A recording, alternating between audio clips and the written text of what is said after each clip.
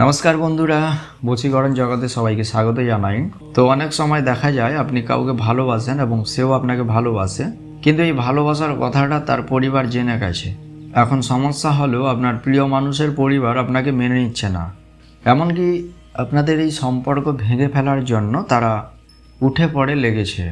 যারা এই সকল সমস্যার সম্মুখীন হচ্ছেন বা এমন পরিস্থিতির শিকার হয়েছেন, তারা এই পরিবার বশীকরণ মন্ত্রটি প্রয়োগ করতে পারেন।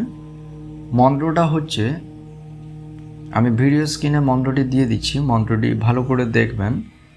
মন্ত্রটি হচ্ছে ওম মাহেশ্বর্যই নমঃ। এই বশীকরণ মন্ত্র এতটা শক্তিশালী যে আপনি যদি এটি প্রয়োগে সফল হন, তাহলে আপনার মনের মানুষটির পরিবারের সকল ব্যক্তিদের বশীভূত করতে পারবেন। সবচেয়ে ভালো বিষয়টি হলো এই মন্ত্রটি প্রয়োগে বা এই মন্ত্রটির জন্য অনেক কষ্ট করতে হয় না।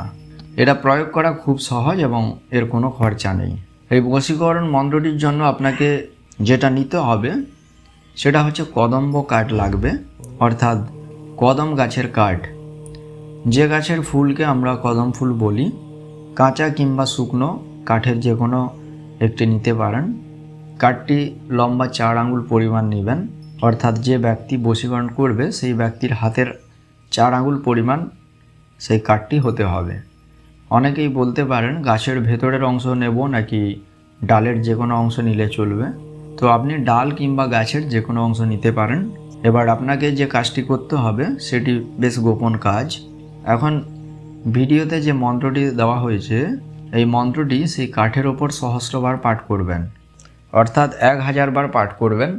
অর্থাৎ যাকে আমরা অভিমন্ত্রিত বলি, সেই কাঠের ওপর সহস্রবার মন্ত্র পড়া হলে কাঠিটি গোপনে নিয়ে গিয়ে কাঙ্ক্ষিত পরিবারটির গৃহের আঙিনায় অথবা মূল গেটের যে কোনো স্থানে পুঁতে রাখতে হবে।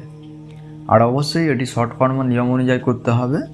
এই বশীকরণ কার্য সম্পন্ন হলে সেই ব্যক্তির পরিবারের যারা বসবাস করে সবাই বশীভূত হবে।